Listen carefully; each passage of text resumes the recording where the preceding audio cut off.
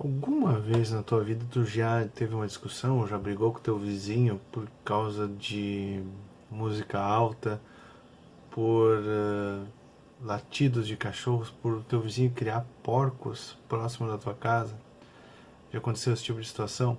No interior é comum a gente ter esse tipo de situação, né? Aqui em Capela não, que é um lugar super tranquilo, ninguém jamais discutiu com seu vizinho. Eu, pelo menos, nunca discuti, sempre aqui na nossa casa a gente teve vizinhos muito bons, né? E espero que nós aqui em casa tenhamos sido bons vizinhos para os vizinhos que conviveram com a gente. Apesar que hoje em dia, tanto do lado direito como do lado esquerdo, não tem ninguém morando. Não sei se isso é um indicativo que nós não fomos bons vizinhos e as pessoas acabaram então indo embora. Mas acho que não, acho que é uma coincidência.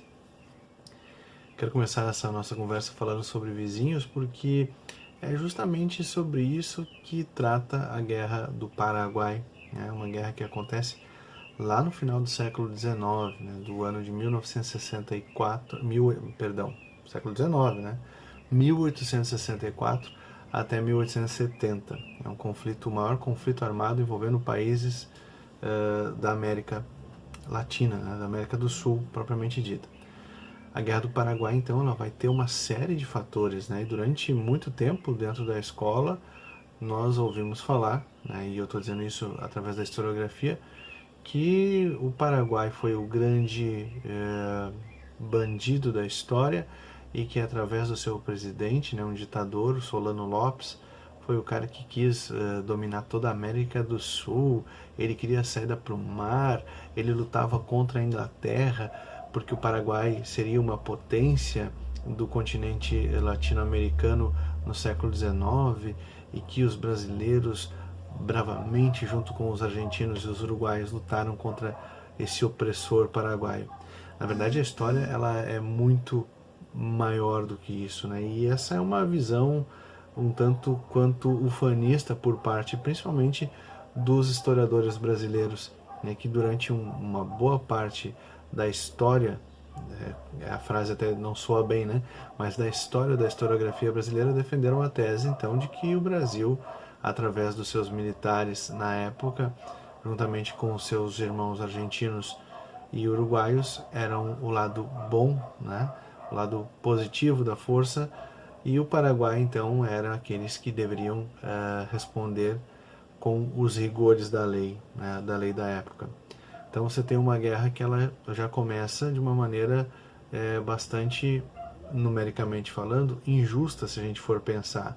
De um lado você tem o Paraguai, do outro lado você tem Brasil, Argentina e no início uma parte do Uruguai, né? Porque essa questão da Guerra do Paraguai também está ligado ao conflito político entre os partidos existentes no Uruguai nesse momento, que são os blancos e os colorados, né? Também tem essa questão de disputa política que vai influenciar também o Solano Lopes, que é o presidente do Paraguai nesse momento, a ter algumas incursões pelo sul do Paraguai para poder então a questão de ajeitar as suas fronteiras. Nós temos que lembrar que quando a gente analisa a história, a gente, claro, nós não podemos sair do nosso tempo histórico em que a gente está, mas nós temos que fazer um esforço, que muitas vezes não é fácil, de tentar se colocar no contexto daquela época, né? Nós temos que lembrar que as fronteiras, elas estavam dançando ainda, ou seja, ainda não tínhamos a formatação que a gente tem hoje das fronteiras do Brasil, da Argentina, do Uruguai e do Paraguai. Para você ter uma ideia, a guerra ela começa em 64, 1864, e o Brasil, né, só para tratar do nosso caso, do caso brasileiro, o Brasil recém estava saindo daquele período de conflitos, né, dentre os quais o mais longo, o mais duradouro, não o mais sangrento, né, mas o mais duradouro e que certamente para efeitos políticos foi o que mais deu dor de cabeça para o governo imperial, que foi a Guerra dos Farrapos, né, que num determinado momento o Rio Grande do Sul e Santa Catarina separaram-se então do Brasil, né, principalmente o Rio Grande do Sul, com a República Rio-Grandense, lá no 20 de setembro de 1835. A Guerra dos Farrapos ela vai terminar 10 anos depois, em 1845. Então as fronteiras elas estavam em dança, ainda não estavam definitivas. Durante muito tempo se vendeu a ideia, né, de que o Solano Lopes, presidente do Paraguai, é o cara que começa a guerra porque ele queria uma saída para o mar. Se a gente for olhar o mapa da América do Sul e observar o Paraguai ele não tem saída para o mar, né? O Paraguai ele é bem favorecido pelos rios, porém ele não tem saída para o mar, né? Isso é um problema que vai se perpetuar por toda a colonização da América do Sul. Alguns países não vão ter saída para o mar, né? Nós vamos ter alguns conflitos envolvendo o Chile com a Bolívia, que depois vai incorporar alguns territórios bolivianos. A Bolívia inicialmente tinha saída para o mar, depois o Chile conquista uma parte, conquista é modo de dizer, né?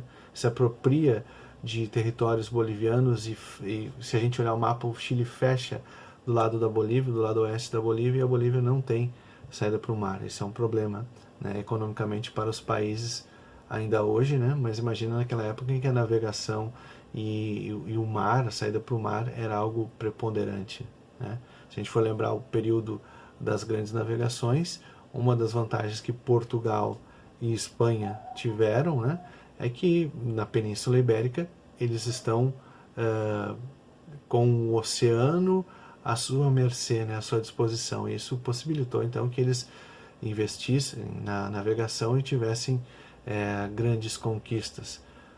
Claro, né, tirando toda essa parte heróica, né, e romanceada que muitas vezes a gente ouve falar, né, porque realmente todas essas conquistas, e essas conquistas a gente deve grifar entre aspas, né, elas foram invasões, né, que acabaram dizimando os povos originários, acabaram tendo um conflito, um abalo cultural muito grande para os povos originários, e nós somos brasileiros, por exemplo, né, e todos nós americanos somos fruto dessa miscigenação, que não foi uma miscigenação tranquila, ela foi feita ao fio da espada, né, e também a sombra da cruz, né? A presença da igreja, ela é importante nesse sentido, né? Não estou dizendo importante num sentido totalmente benéfico, mas importante pela estrutura que ela acabou abalando. Mas falando de Guerra do Paraguai e falando de Santana do Rio dos Sinos, que é a nossa Capela de Santana, como a gente já viu em alguns outros vídeos aqui que a gente teve a oportunidade de compartilhar, Capela de Santana vai ter este nome, né? Capela de Santana, né, primeiro como Vila de Capela de Santana, depois como distrito, né, o quarto distrito de São Sebastião do Caí, desde o ano de 1951. Né, mas a gente vai lembrar que lá no começo, né, ela era conhecida como a Ilha do Rio dos Sinos, né, porque era a única região entre o Rio dos Sinos, que era chamado pelos povos originários de Cururuaí, né, que significa Rio dos Ratões do Banhado. Depois também há versões que chamam o rio de Rio Itapuí, né? Rio do barulho da água nas pedras, seria essa a tradução. E depois então é chamado de Rio dos Sinos, né? Por uma versão de um mito, né? Jesuíta, de que há duas versões na verdade, né? De que há barulho de sinos no rio, que seriam sinos perdidos por embarcações, por lanchões de jesuítas quando estavam construindo as igrejas, né, e esses sinos se ouvem até hoje, né, e a outra versão é uma versão geográfica, que o rio, por ele ser bastante curvado, bastante sinuoso, então teve esse nome de Rio dos Sinos. E do outro lado o Rio Caí, né, que significa então Rio da Mata. Santana do Rio dos Sinos então vai ser um núcleo populacional próximo de São Leopoldo. Então, na época da Guerra do Paraguai, quando ela começa lá em 64, logo em seguida, no final de 64, 1965, é formado então os corpos de cavalaria para poder defender a pátria brasileira, né, desse confronto com o Paraguai. Santana do Rio dos Sinos vai sediar então o 11º Corpo de Cavalaria dos voluntários da pátria, né, como o próprio nome diz, voluntário é a pessoa que vai de maneira sem ter nenhum soldo, sem ter nenhum benefício por isso, né.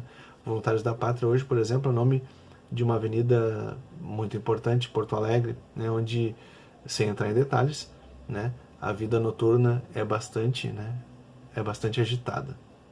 né? Enfim, depois das 7 horas da noite ali fica complicado você andar na Voluntários da Pátria, na Farrapos, ali naquela região central de Porto Alegre, né? Nunca, não passei por essa experiência de andar por ali nesse horário, mas a gente ouve falar muitas coisas.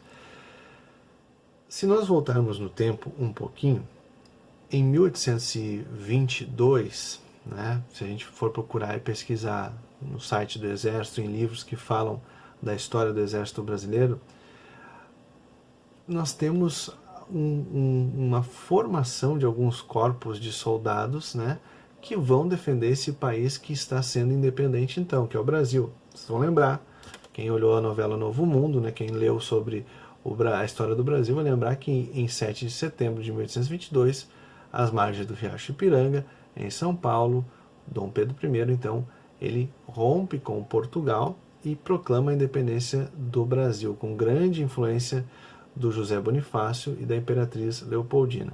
Mas como a gente fala sempre de uma história, infelizmente, patriarcal e machista, sempre os homens, nesse contexto, vão acabar levando o título de heróis, né? A dona Leopoldina ela não assina o Tratado de Independência, como a gente ouve falar muitas vezes em alguns vídeos por aí, porque na verdade a autoridade maior era realmente do Dom Pedro I e ele que chancela a independência do Brasil, em que pese toda a participação importante dela. Falamos da Dança das Fronteiras, falamos da localização de Santana do Rio dos Sinos, falamos da independência e estamos falando então dessa formação desses soldados que vão ser, vamos dizer assim, o gene, né, a primeira parte da formação do Exército Brasileiro. Tá? Ao contrário do que a gente pode pensar, a história do nosso país ela não é uma história pacífica, né? Ela não é uma história que foi feita apenas com momentos de paz. Há muitos conflitos dentro da história do Brasil, conflitos internos, uma série de guerras civis, como por exemplo a mais famosa para nós gaúchos, né? A Guerra dos Farrapos, né? Que algumas pessoas ainda usam o termo Revolução Farroupilha, que é um termo que não é totalmente adequado. E a gente pode ver isso depois, porque que a gente não deveria falar Revolução Farroupilha, e sim Guerra dos Farrapos. Há uma diferença fundamental nisso. Em 1831, durante esse processo que antecede então a Revolução Farroupilha, é formada a Guarda Nacional, né, que é um outro passo para a formação do Exército Brasileiro. E quando a Guerra do Paraguai eclode, que os conflitos internos do Brasil eles já estão amenizados, né, os farrapos são perdoados, há uma série de questões posteriores à Revolução Farroupilha, né? Nós temos que lembrar que nós ainda estamos vivendo um momento em que a escravidão ela é amparada pela lei, em que pese várias leis que são criadas para enfraquecer a escravidão, como por exemplo a lei do sexagenário, que é aquela lei que diz que todo escravo acima de 65 anos está liberto. É uma lei muito idiota se a gente for pensar, porque a média de vida dos escravos era bem menor que 65 anos de idade, né? Porque eles sofriam maus tratos, porque eles não tinham uma alimentação adequada, porque não tinham condições mínimas de vida. Aí você tem a lei Eusébio de Queiroz, que é aquela lei que proíbe que venham navios tumbeiros, como eram chamados, ou navios negreiros da África, transportando as pessoas que se tornariam escravizadas aqui dentro do território brasileiro, né? Então nós temos aí 520 anos de país colonizado, né, pelos europeus, e mais de 350 anos de escravidão, ou seja, 70% da nossa história foi formatada e foi formada com a escravidão. Então essa dívida que existe com o povo descendente de pessoas que foram escravizadas, ela ainda é uma dívida muito alta e a nossa sociedade precisa ter atenção para isso, precisa ter um debate sério sobre isso, né? Há muitas discussões sobre as cotas raciais, enfim, esse é um assunto para um outro momento. Mas falando de Guerra do Paraguai, como eu disse, né, aqui estava sediado, aqui em Capela de Santana, Santana do Rio dos Sinos, o 11º Corpo de Cavalaria, né, que embarca depois para Porto Alegre, né, e depois para Montevidéu. Na sequência, eu conto um pouquinho da história de um dos personagens importantes desta Guerra do Paraguai aqui em Santana do Rio dos Sinos.